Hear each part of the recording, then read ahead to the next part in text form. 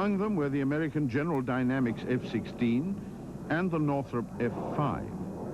Operational cost relates directly to takeoff weight, and like the MiG-21, these new fighters were relatively inexpensive to run. Also, like the MiG-21, they were affordable by countries with small economies. Soviet Air Force philosophy required quantity over quality and sophistication. It dictated that fighter aircraft should be simple and capable of being produced in large numbers. It also required that aircraft should be as close to absolutely reliable as possible.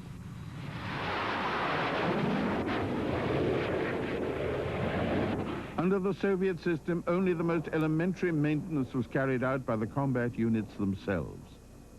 Engines were used for relatively low numbers of hours, removed from the aircraft and taken away for complete overhaul.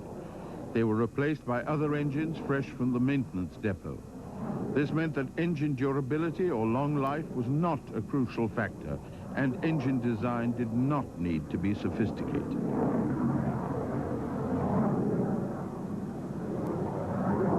Although the MiG-21 was originally designed as a lightweight daylight fighter, the airframe was so successful that it was adapted for ground attack, tactical reconnaissance, all-weather interception, and close combat. Depending on the mission, it could carry a variety of weapon loads, even including 550 pounds of bombs. But the basic armament was cannon, and air-to-ground and air-to-air missiles. Most later generation MiG-21s could be fitted with 2 solid fuel rocket boosters to cut takeoff runs by half. We will return in a moment to... Throughout the 1950s, the major Soviet air shows became a great tradition. They were usually held at Tushino Airport, and Western military analysts attempted to keep a close eye on them in the hope of getting information about new Soviet aircraft.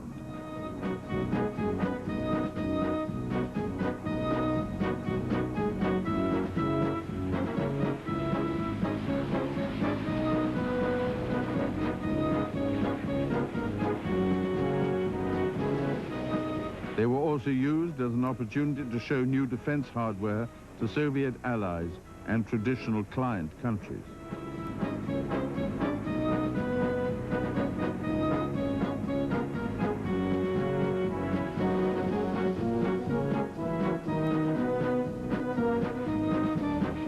After 1961, the tradition was dropped.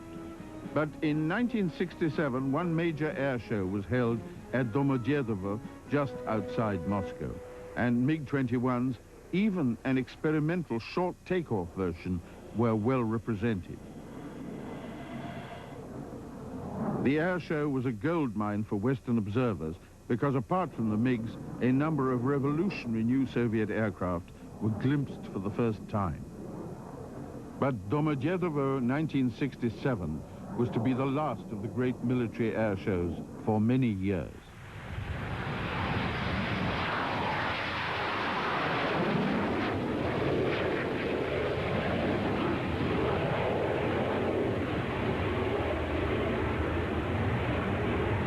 In the 1950s and 60s, the Soviet Air Force did not have a dedicated aerobatic team as an equivalent to Western groups like the American Thunderbirds.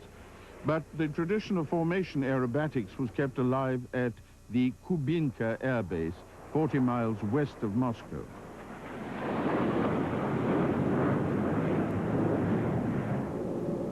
When the MiG-21 became available in the early 60s, its low-speed maneuverability and its straightforward flying characteristics made it an ideal team aerobatic aircraft.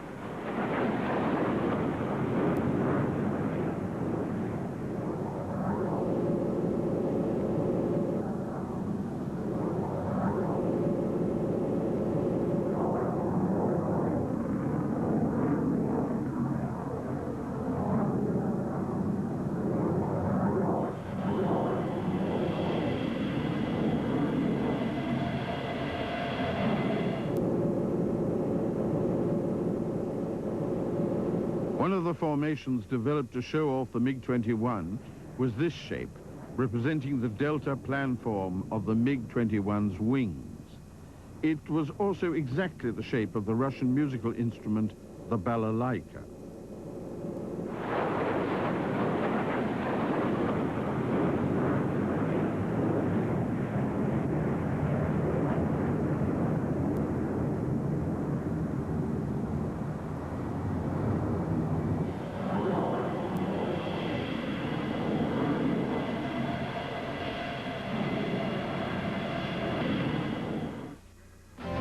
Discovery Channel.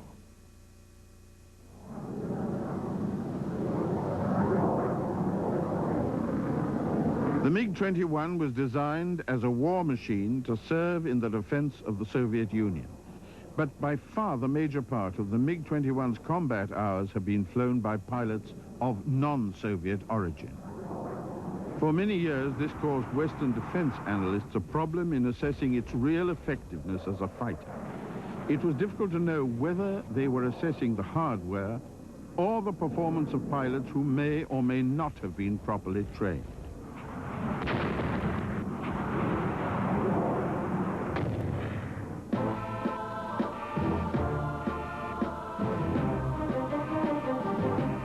Throughout the 60s and 70s, the MiG-21 was involved in combat.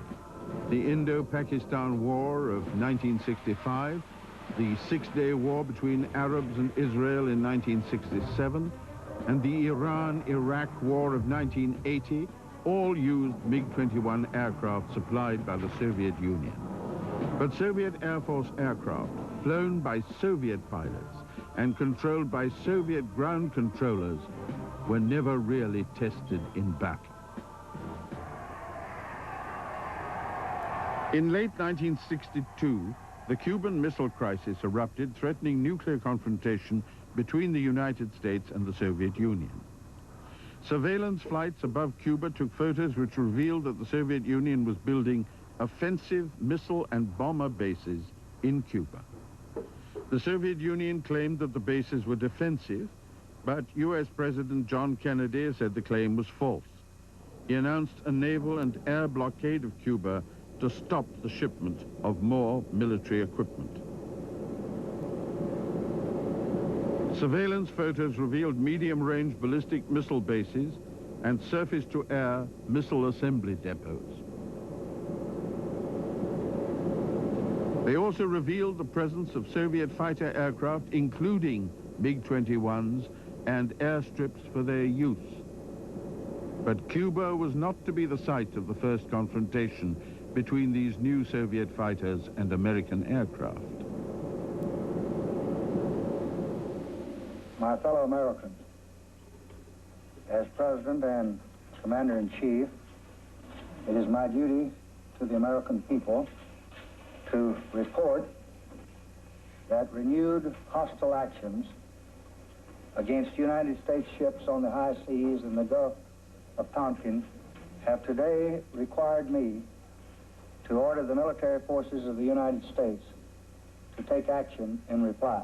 As the Vietnam War escalated and American troops struggled to come to terms with a war fought in conditions unsuited to their equipment and training, the Soviet Union began to supply the North Vietnamese with MiG-21s.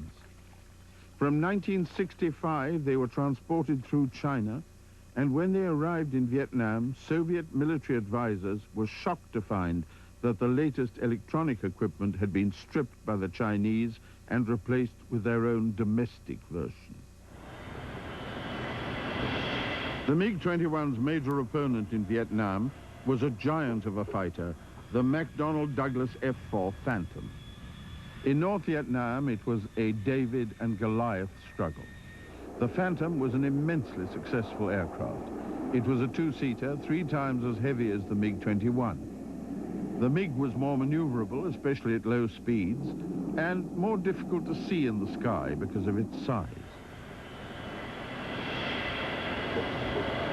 North Vietnamese pilots adopted ambush tactics, appearing suddenly and trying to force the Phantoms to drop their weapon loads. This North Vietnamese pilot says that in 6 months from April to October 1972, He shot down 6 American